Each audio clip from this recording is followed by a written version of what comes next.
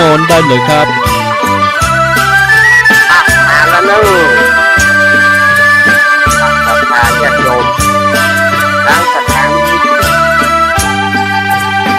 คลื่นพระพุทธศาสนาการศึกษาและวัฒนธรรม 104.50 วัดป่ายหินตำบลสุเทพอำเภอเมืองจังหวัดเชียงใหม่โดยเมตตาธรรมของท่านอาจารย์ท่านพระครูสมุวิสุวัฒน์วรจิตโจสถานีวิทยุวัดพระบาทอุดมน้ำบ่อสังวา 89.50 เมกะเฮิรตซ์โดยเมตตาธรรมของพระเดชพระคุณหลวงพ่อสุจิตานุรักษ์ด็อกเตอร์ท่านอาจารย์จำเริญโชติธรรมโมสถานีวิทยุห้วยตองซักเรดิโอ98.75 เมกะเฮิรตซ์วัดห้วยตองซักตำบลขวงเปาอำเภอจอมทองจังหวัดเชียงใหม่โดยเมตตาธรรมของหลวงพ่อวาปีวรมานิชสถานีวิทยุมนต์เสียงธรรม 106.25 เมกะเฮิรตซ์วัดบุพารามตำบลทางเพิ่งอำเภอแม่แจ่มจังหวัดเชียงใหม่ธรรมของพระเดชพระคุณหลวงพ่อมงคลวิสิทธิ์และท่านปรัตน์อุทัยทั้งสองท่านสถานีวิทยุแม่วางเรดิโออำเภอแม่วางสถานีวิทยุศรีปันเงินสันปะตองสถานีวิทยุบ้านแป้นเรดิโอบ้านแป้นอำเภอเมืองจังหวัดลำพูนสถานีวิทยุคลื่นสีขาว 106.50 เมกะเฮิรตซ์วัดบรรพตสถิตตำบลพระบาทอำเภอเมืองจังหวัดลำปางโดยเมตตาธรรมของท่านอาจารย์พระมหาสมชาติชาตปัญโยสถานีวิทยุลำปางสตาร์ 101.25 เมกะเฮิรตซ์อันนี้ก็รายชื่อรายนามของสถานีวิทยุต่างๆดังนี้มาพระก่อนวันนี้เป็นวันศุกร์ที่14 สิงหาคม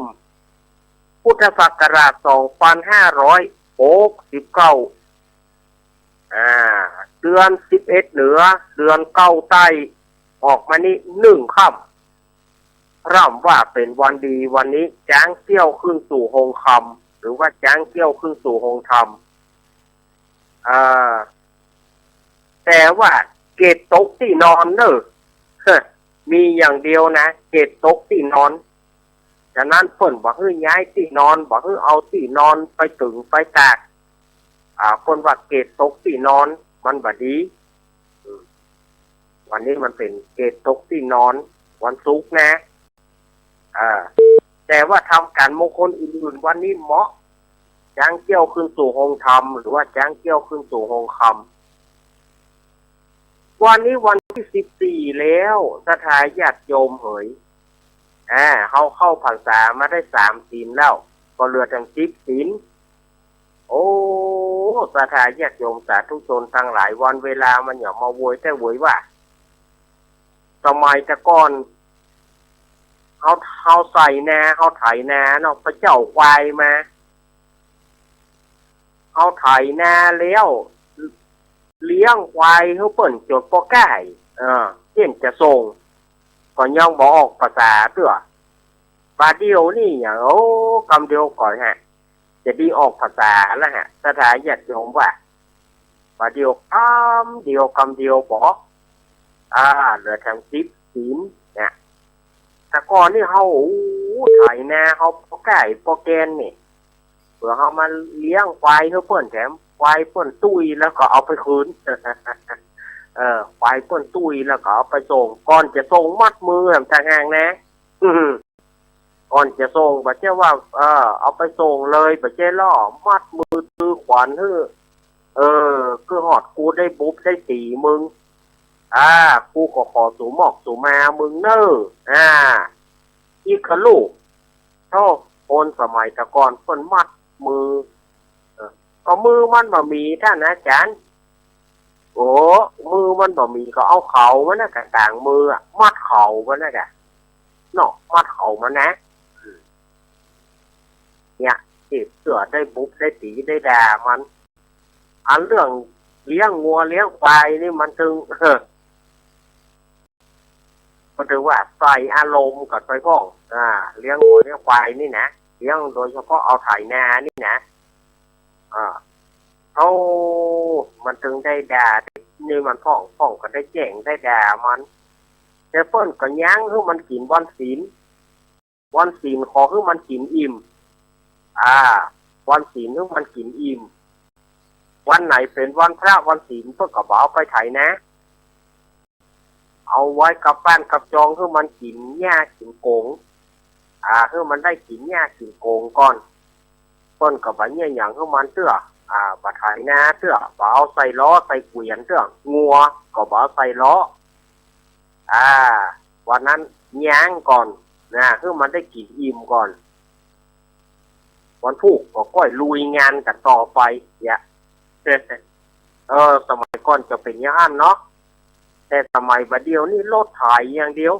บ่เว้นวันศีลวันธรรมบ่เว้นวันพระวันเจ้าอย่างสักอย่างถ่ายอย่างเดียวงานเฮามีงานมีก็บุกทั้งหน้าบุกตะลุยกันอย่างเดียวสมัยแต่ก่อนนี่เพิ่นมีการเว้นก็สมัยแต่ก่อนโฮงสีเข้านะเพิ่นก็บ่สีนะถ้าเป็นวันพระวันศีลเพิ่นก็บ่สีนะโฮงสีเข้านี่นะบัดเดียวนี่เขามันเป็นเครื่องจักรมันไปเกี่ยวหยังเอาถ่ายเข้าไปบัดเดียวมันง่ายวัฒนธรรมเก่าๆเขามันก็เลยสูญหายไปวันนี้ก็มาอู้กันด้วยเวลาบัดนักบัดหนาคงบ่ได้เปิดสายเนอะอู้กันไว้ก่อนเนาะคงบ่ได้เปิดสายเพราะว่าวันนี้อาตมาเข้าล่ารายการก็เป็นอย่างเอาสาระต่างๆเนาะก็ช่วงนี้ช่วงกลางภาษาช่วงในภาษาก็ยังจะมีงานธรรมะสัญจรงานรถด่วนขบวนพิเศษเนี่ยรถด่วนขบวนพิเศษนี่ก็หมายถึงอะไรอย่างก็ธรรมะสัญจรนั่นนะเพราะรถด่วนขบวนพิเศษวันนี้คณะธรรมทูตเพื่อจะไปที่ไหนธรรมทูตก็คือผู้เผยแพร่ธรรมพระสงฆ์ผู้เผยแพร่ธรรมต่างๆเนี่ยเพิ่นจะไปเผยแพร่ธรรมที่ไหนเพื่อก็ขบวนรถด่วนขบวนพิเศษนี่เนาะเพื่อก็จะไปกันว่าไปวัดนั้นวัดนี้ธรรมสัญจรก็จะมีวัดนั้นวัดนี้มันก็ม่วนกันไปอย่างหนึ่งนะศรัทธาญาติโยมแต่ว่าธรรมวัดพื้นเมืองบ้านเฮาก็จะไปละกว้างกันธรรมวัดพื้นเมืองหรือว่าฟังธรรมในวัดในวาบางที่ต้นก็บางที่ก็ยกเลิกไปด้วยหนึ่งบุคลากร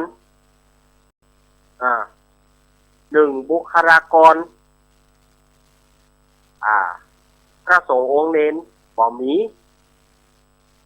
แล้วก็สองศรัทธาญาติโยมบ่เข้าวัดเข้าวากันบางวัดบางวาล้มกันไปเป็นวัดนะอาตมาว่าขอแห่งศรัทธาสายทานศรัทธาธรรมจะไปให้มันหายเนอะจะไปให้มันหายอย่างใดก็ขอให้ศรัทธาคู่กับวัดก็ได้เป็นที่เปิ่งของศรัทธาจะละไปขว้างกันเนอะนอนอย่างใดก็จะไปละไปขว้างกันไปฟังเทศน์ฟังธรรมกันพ่องฝนวัดอาตมาตกเนอะศรัทธาญาติโยมฝนอาตมาตกออกบอกว่าทางบ้านญาติโยมตกก่อฝนทางวัดอาตมาตกเนอะอย่างโฟนตกสันเมียงที่เพมามีเด้อครับลงมาหั่งแม่หน้าซื่อน่ะ ที่เพมาหมีนเด้อครับมาก็มาดีๆมาดีๆสาธุมาดีๆมาดีๆที่เพมาหมีนเด้อครับมันจะตะโกนแอบโกนประเดี๋ยวนะเนาะมาสว่าเอาแนวสดาญาติโยมช่วงนี้มันเป็นช่วงภาษาหน้าฝนตกแต่มันจะตกนักตกน้อยมันบ่เหมือนสมัยเฮาเนี่ยนะบ่เหมือนสมัยเฮาปลูกยาสมัยเฮาเนี่ยนะแต่ก่อนก็เฮาโกนเต้เนี่ยสดาญาติโยมเอ้ยโอ้โธล่าตามล่าสุมาญาติโยมเนี่ยสอบเนี่ยนะกันเนาะมีอ่ะง่ามตีนเนี่ยสุมาเตอะก็ร้องว่ามันเป็นหอเอาอย่างเอาส้มบะขูดนะกระจายญาติโยมก็ของมันแหล่งแสบท่านตายน่ะส้มบะขูดมันส้มอย่าเอาส้มบะขูดเข้าใส่ไว้กระจายญาติโยมเลยเอาส้มบะขูดเข้าใส่ป้าโทเจ้าป่อเจ้าแม่มันปั่นดิ้นฟ้าดิ้นวาดมันส้มอย่างแล้วมันแสบกินเป็นหอนี่นะสมัยประเดียวต้องสมัยการแพทย์ห้องน้ำกัดเท้าหรือว่าโกงฟุตเนี่ยนะบ้านเขาว่าตีนมันเป็นหอ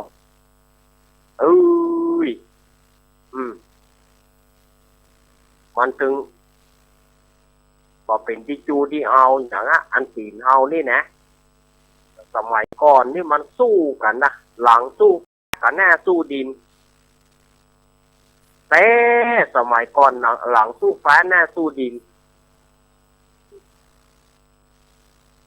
ศูนย์ธราพรเลยเอามาแต่งเพลงเหรอศูนย์ธราพรเอามาแต่งเพลงเนี่ยกสิกรแข็งขังกระดูกสันหลังของชาติเนี่ยใช่ก่อนเนาะผมคนได้ยินนะเพลงนี้เนี่ยก็ไทยเฮานี่มันเป็นกระดูกสันหลังของชาติแต่ลูกแต่ก่อนเข้าแอมเมืองไทยที่เข้าตลอดบ่มีเมืองไทยในน้ำในน้ำมีเข้าในดินมีแมงมันเนี่ยไผ่ไม้มีมะส้มเนาะสมัยก่อนของกินอาหารการกินปลาเลอะปลาเต๋อและเดี๋ยวนี้เหรอเดี๋ยวนี้มันไปสวนไปหมดให้นาป่าตั้งมันบอกให้มีแต่ก็มีปัจจัยว่ามันบ่มีเลยก็ปัจจัยแต่มันน้อยแต่มันน้อยเอาต้องซื้อเข้าจากเปิดมาแต่ก่อนนี่เอาปลูกข้าวของเราข้าวของเราต้องเป็นข้าวถ้าเอาพันธุ์ข้าวแข็งมากินเอาพันธุ์ข้าวแข็งมาปลูกก็จำเป็นได้กินข้าวแข็งนั่นตลอดจนเสี่ยงหน้ามานั่นต้องข้าวแข็ง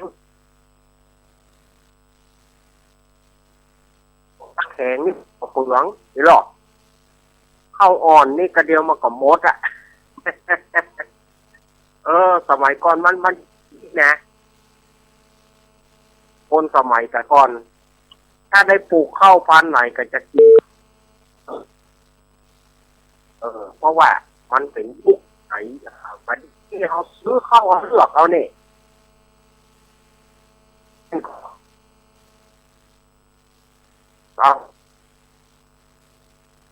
นั่นเรา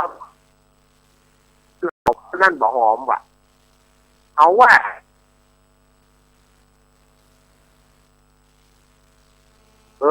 มันเป็นอีลูกสมัยก่อนเข้าปลูกเข้าพันธุ์ไหน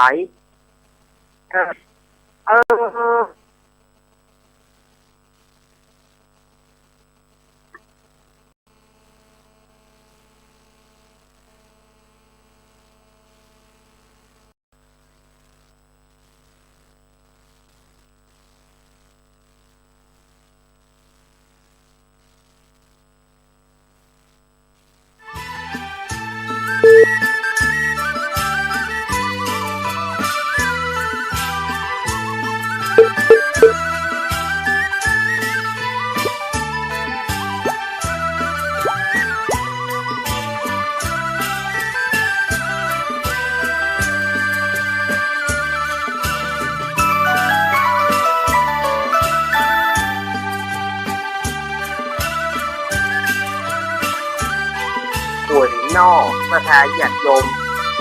ก็มันอย่างว่ามันที่หลุดสายสัญญาณมันอย่างไรล่ำเหลือก็อันโทรศัพท์นี่นะจะเปลี่ยนมาใช้สัมผัสอย่าดีแก่สัมผัส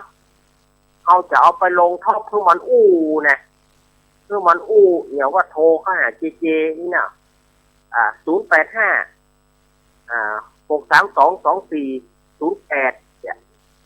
เวลานี้กำลังออกอากาศเขาจะเปลี่ยนเนี่ยดีแค่หน่อโทรศัพท์นี่ก็ใจขึ้นกระไรญาติโยมสุมาเถอะเสื้อกำลังม่วนอยู่แบบเสื้อกำลังม่วนอยู่แบบไม่รู้มันเป็นอะไรก็ท่านอาจารย์มันเป็นอย่างก็อาตมาจะไปหูจะได้มันเป็นในคลื่นมาทางอากาศเนี่ยอาตมาจะไปหูได้จะด้วยอาตมาก็บอกหู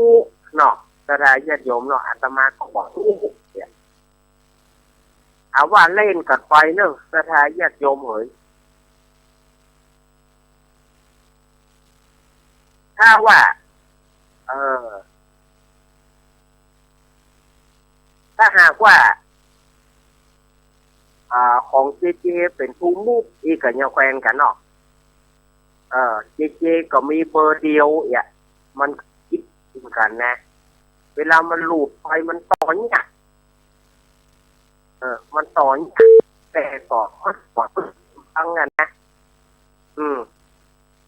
เอามากันสักทีเนาะคนสมัยแต่ก่อนเขาปลูกข้าวเนี่ยเขาได้ข้าวถ้าว่าปลูกข้าวพันธุ์ดีก็ได้กินดีถ้าปลูกข้าวพันธุ์บดีก็จะได้กินอันบดีนั่นนะมันมีสิทธิ์เลือกสมัยเดียวเขาซื้อข้าวเอานี่เขาดูจ้างเลือกปะเขาดูจ้างเลือกนะข้าวเอาอย่างใดเขาก็ดูจ้างเลือกเอามาล้ำเขาก็มาซื้อมันเป็นบัดเดียวมันเป็นเขามีสิทธิ์เลือกเพราะเขาซื้อของเปิ่นสมัยตะก้อนเข้าหุงนะแต่ญาติโยมเข้าหุงแล้วสมัครกับหม้อดินเนี่ยเนาะเพราะมันบะลามนะมันลามนั่นนะโอดโทษหน้ามันไหม้แล้วมันเป็นเถิบถับมันเป็นเถิบถับไว้สถานญาติโยมสมัยอาตมาก็เป็นร้อนได้ไปบ่มากเข้าหุงนะบ่มากเข้าหุงมันบ่ใจเข้าหุงอย่างบัดเดียวนี่แต่ก่อนสมัยคนตุกกินข้าวหุงคนรวยได้กินข้าวนึ่งบาดเดียวนี่คนรวยกินข้าวนึ่งคนรวยกินข้าวหุงคนรวยส่วนมากๆจะกินข้าวหุงกันไปหมดมันง่ายดีว่ะที่คันเนี่ยที่คันตั้งหม้อหุงดีกว่าหม้อไฟฟ้าหั่นแจกเอาน้ำเข้าไปแจกก็หุงแล้วได้กินแล้วแล้วเดี๋ยวเข้ามันก็น่ากินมันเหมือนสมัยก่อนสมัยก่อนเป็นไม่ได้กินขับเถิบนะโอ๊ตกินนะกินก็ไม่ได้กินกินก็ไม่ได้กิน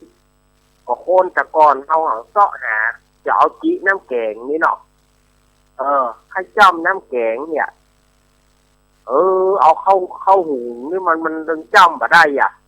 กระจ้ำกับมันหน่อยกระจ้ำกับมันหยาดป้อนเข้าหูนี่นะญาติโยม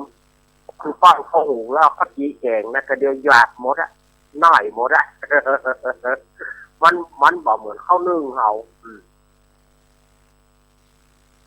เดี๋ยวนี้กินข้าวหุงกันหมอก็บอกว่ากินข้าวหุงนะจ๊ะ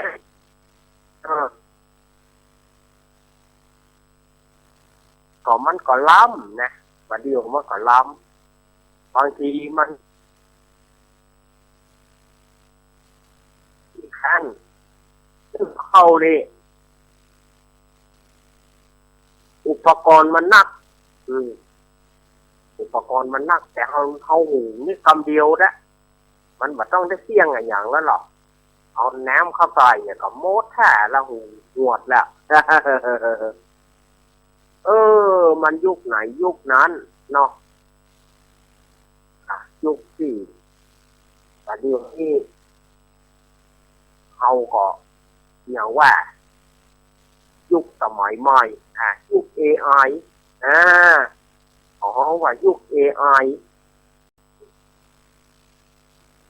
อันเป็นจะได้ AI อาตมาก็บอกเข้าใจก็ว่าตัวเขาว่าตัวเขาไอ้ยังบอกว่า AI อาตมาเองก็ยังบ่ใจหูแต่ก็ว่าตัวเขาไปอันนะว่าอันเขาจะว่าบัตรสมัยว่าอันเขาจะว่าบัตรสมัยเปิ้นหัวโบราณน้ำไป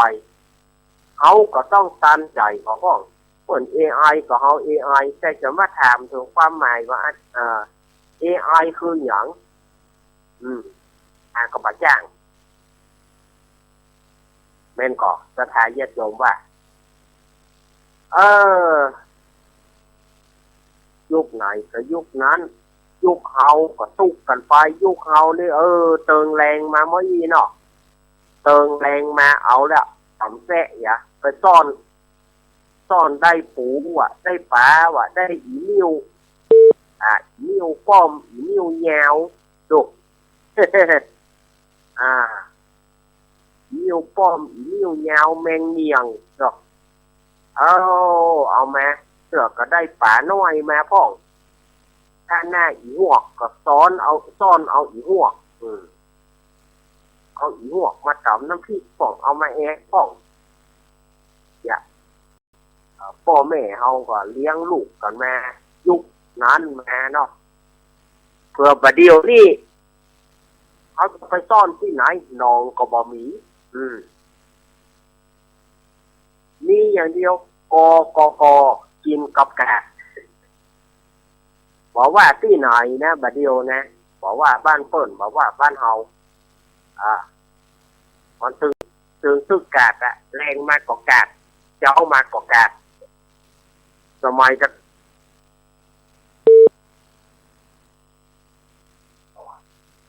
ไปเข้าไม้มาแดงจีนเนี่ยเปิดก็ลวก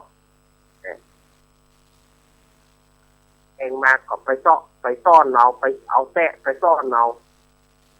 บัดเดียวนี่มันก็ไปแห่งยุคหนึ่ง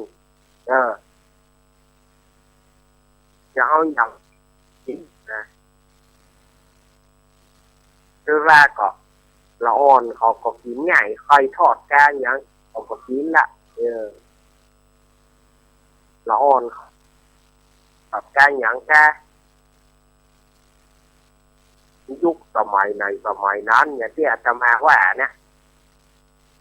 เอาก็ซุกไปแห่งอย่างหนึ่งคือซุกมันผายเป็นนี่ผายมันผายแต่มัน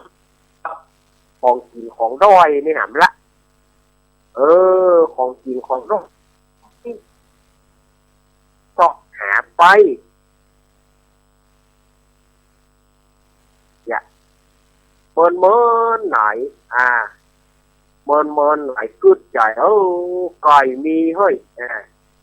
เอาไก่มาต้มมายำเลี้ยงลูกเสือพ่องเอาไก่มายำเลี้ยงลูกเสือพ่อง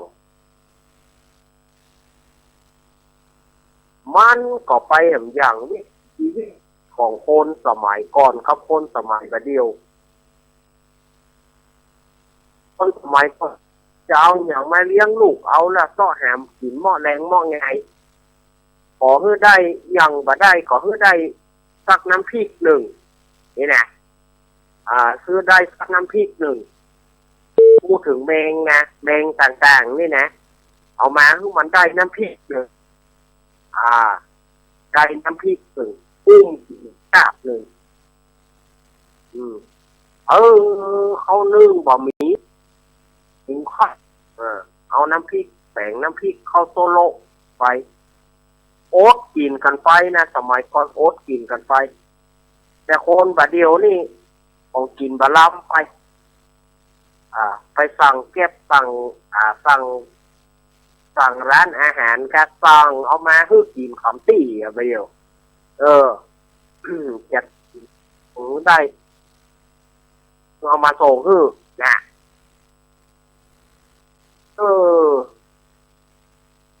มันเป็นอย่างเอี้ยนสถานโยมอันนี้ก็ฝากเอาไว้นะช่วงเวลาน้อยๆอาตมาฝากกับสถานญาติโยมแม้ว่าเทคโนโลยีจะไปไกลเพียงไหนแต่ขอเพียงใจของเราคืออยู่กับวัฒนธรรมของเราไปให้มันได้สูญหายบางวัดบางวาก็ศรัทธาไปวัดอันเลิกฟังกันบางที่ก็เจ้าเลยเนี่ยบางที่ก็กินข้าวไงเลี้ยวบางที่บางที่ถามว่าป้อมท่าถ้าเขาเลิกไปเหรอเอามันมีคนเฒ่าคนแก่บ่มีคนแก่ไปพ้องกันนะว่าเดียวเนี่ยหวังคนเฒ่าคนแก่แต่ก็บ่ไหวคนแก่แต่ละคนเอาละ50 60เอาละแข่งขาเดียวนะเอาละเนี่ยแข่งเป็นดาเดโอ้ทำมาเดียวนี่นะอย่างนักนึงมันลูกจังได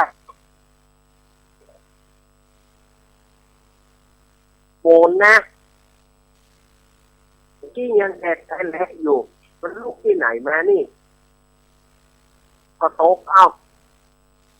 ดีๆงามเอา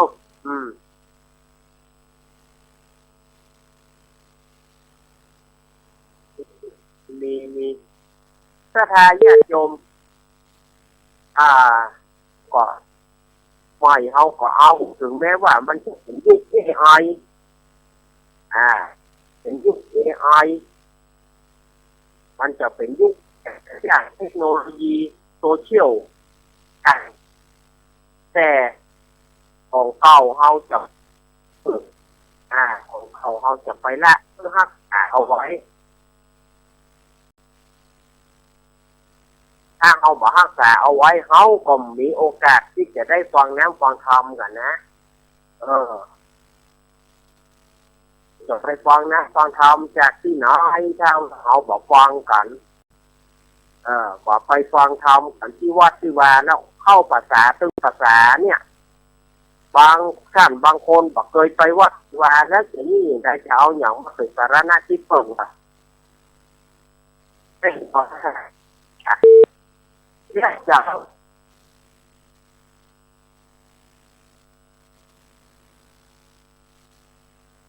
อันนี้แล้วนะคือเก่าเขาเล่าแจกคู่ไหนไปด้วยเวลาอันสั้นๆนี่อาตมาฝากไปลมหายใจอาตมามีอยู่แล้วก็เนี่ยอุสถาญาติโยมเนี่ยอาตมาฝากไว้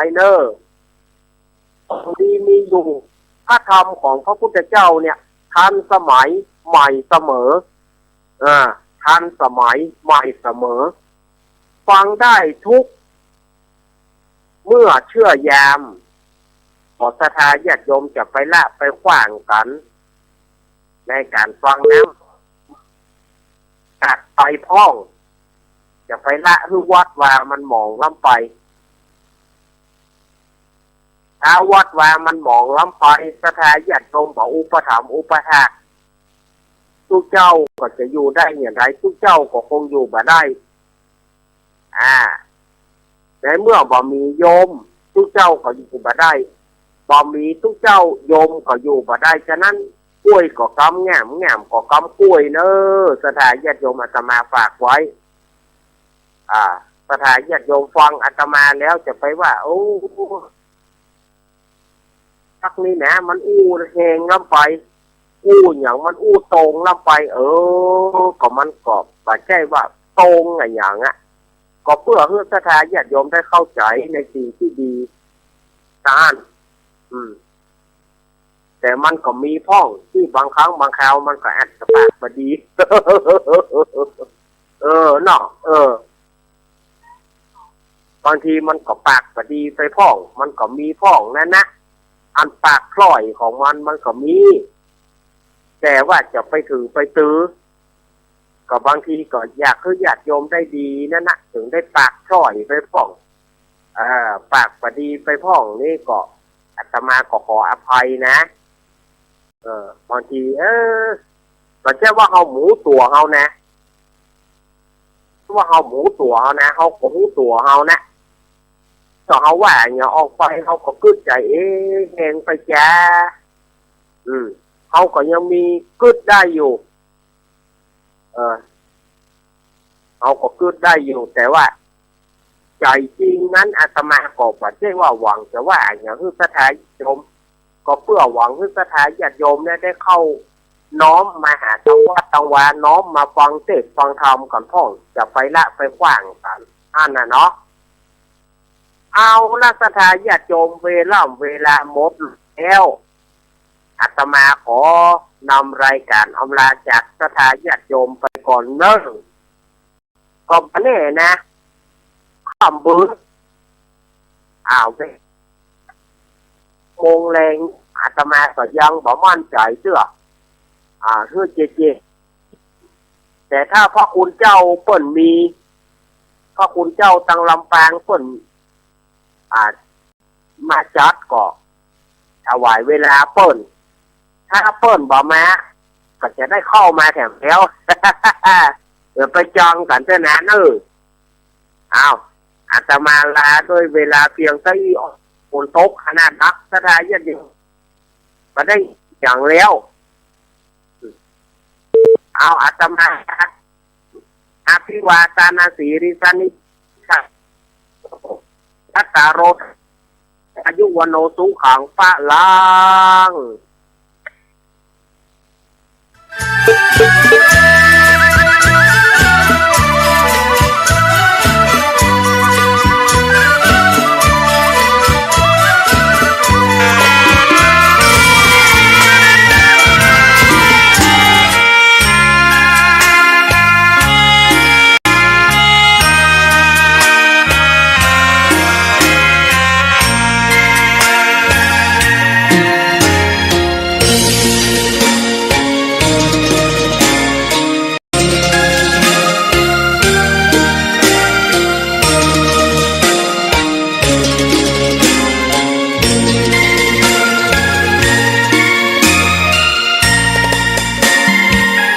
ดอกบัวดอกหนึ่งตึงใจไว้เพื่อบูชาแด่องค์พระศาสดาสัมมาสัมพุทธเจ้ามีความงามเงียบไม่เปรียบเทียบเขาเทียบเราใครมองไม่งามช่างเขาแต่เจ้าก็คือดอกบัวด้วยความสัตย์ซื่อยึดถือความดีเป็นหลักใครรักไม่รักก็ไม่จมปลักมองมัวเมื่อโผล่พ้นน้ำก็เห็นความงามในตัวไม่ยึดติดในตมชั่วขอเป็นดอกบัวดอกดีใครไม่มองว่าบัว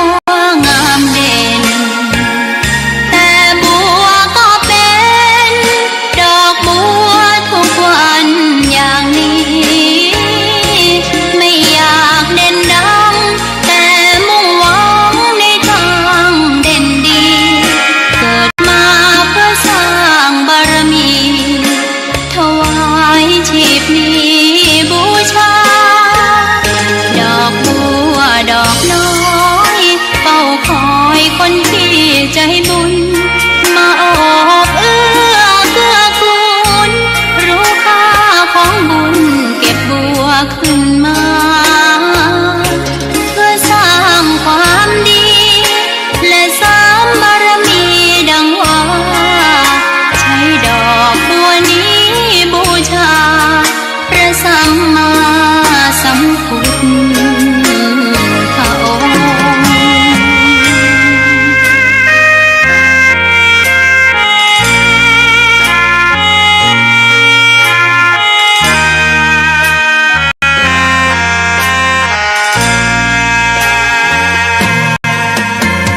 ใครไม่มองว่าบัวงามเด่นแต่บัวก็เป็น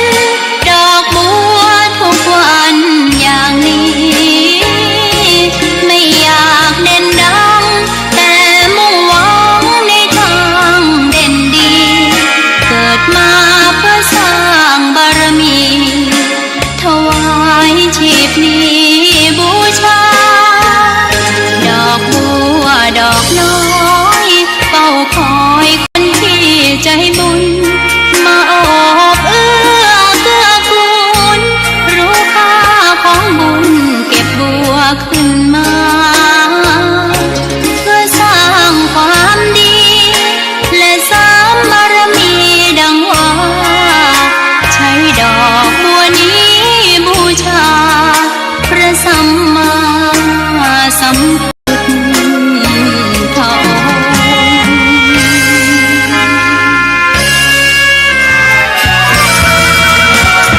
ตกจากที่สูง เรียก1669